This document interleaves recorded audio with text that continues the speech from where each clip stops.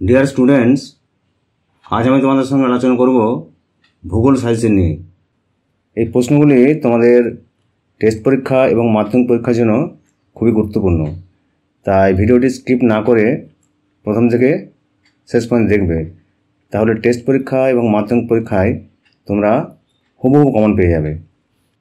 ভূগোলের বায়ুমণ্ডল চ্যাপ্টারের প্রথম এমসিকিউটি হলো, কোন স্তরকে বায়ুমণ্ডলের অন্দরমহল বলা হয়? সঠিক উত্তরটি হবে ট্রপোস্ফিয়ার। দ্বিতীয় প্রশ্নটি আছে, অতিবেগুনি রশ্মি শোষণ করে কোন স্তর? সঠিক উত্তরটি হবে খ, ওজোন স্তর। 3 নম্বর প্রশ্নটি আছে, বায়ুর গতিবেগ মাপার যন্ত্র হলো? বায়ুর গতিবেগ মাপার যন্ত্রটির নাম হলো অ্যানিমোমিটার। 4 নম্বর প্রশ্নটি আছে, অ্যালবেডো পরিমাপ করা হয় কোন যন্ত্রের সাহায্যে? সঠিক উত্তরটি হবে ঘ, অ্যালবেডোমিটার। পরের প্রশ্নটি আছে, মেঘ ও বৃষ্টিপাত সৃষ্টি হয় বায়ুমণ্ডলের যে স্তরে? সঠিক উত্তরটি হবে খ, ট্রপোস্ফিয়ারে। 6 নম্বরে আছে, কোন যন্ত্রের সাহায্যে বায়ুর আর্দ্রতা মাপা হয়? সঠিক উত্তরটি হবে হাইগ্রোমিটারের সাহায্যে। 7 নম্বর আছে, কোন স্তরে জেট বিমানগুলি চলাচল করে?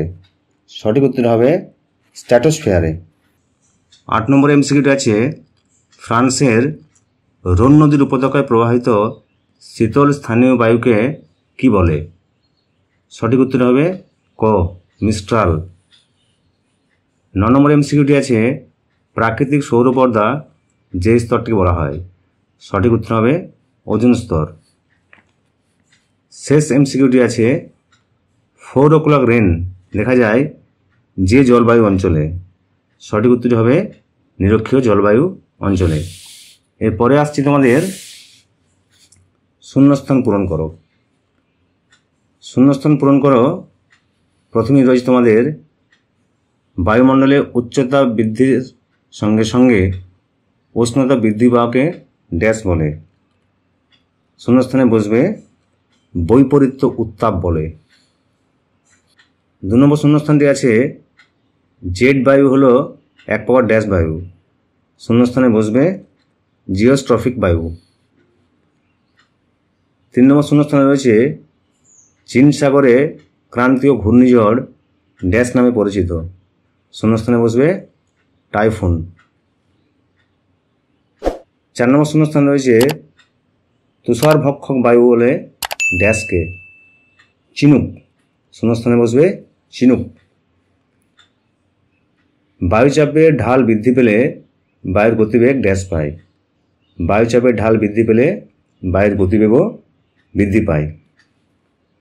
নিরক্ষীয় অঞ্চলে ড্যাশ ধরনের বৃষ্টিপাত সংঘটিত হয়?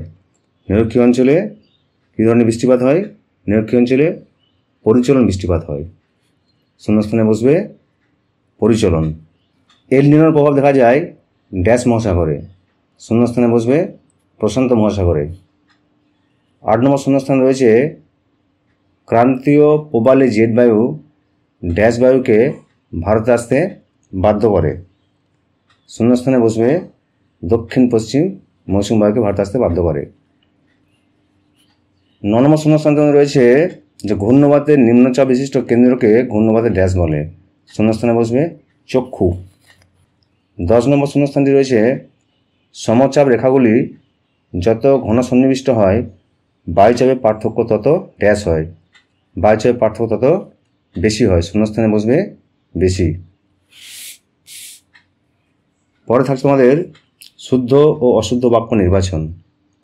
শুদ্ধ অশুদ্ধ বাক্য নির্বাচনে প্রথমে রয়েছে, ভূমধ্যসাগরীয় অঞ্চলে সাধারণত গ্রীষ্মকালে বৃষ্টিপাত হয়। এই বাক্যটি অশুদ্ধ, অর্থাৎ তোমরা এর পাশে অ লিখবে। 2 নম্বরে রয়েছে, বায়ু উষ্ণ হলে ঘনত্ব কমে তাই চাপও কমে যায়। এই বাক্যটি শুদ্ধ, অর্থাৎ তোমরা সু লিখবে। 3 নম্বর প্রশ্নে রয়েছে, বায়ু প্রবাহের পরিমাপের একক মিলিবার।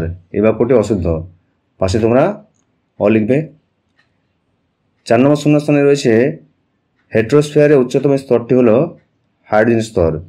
এই বাক্যটি শুদ্ধ। পাশে সু লিখবে। 5 নম্বরে রয়েছে মার্কিন যুক্তরাষ্ট্রে পৃথিবীর সর্বাপেক্ষা বিধ্বংসী ঘূর্ণিঝড় টর্নেডোকে সাইক্লোন নামে ডাকা হয়। এই বাক্যটি অশুদ্ধ বাক্য। ভিডিওটি তোমাদের যদি ভালো লাগে তাহলে লাইক করবে। তোমাদের কোনো প্রশ্ন থাকলে কমেন্ট বক্সে গিয়ে প্রশ্ন করবে। আর অন্যান্য বিষয়ে গুরুত্বপূর্ণ ভিডিওগুলো পাওয়ার জন্য চ্যানেলটিকে সাবস্ক্রাইব করে রাখবে।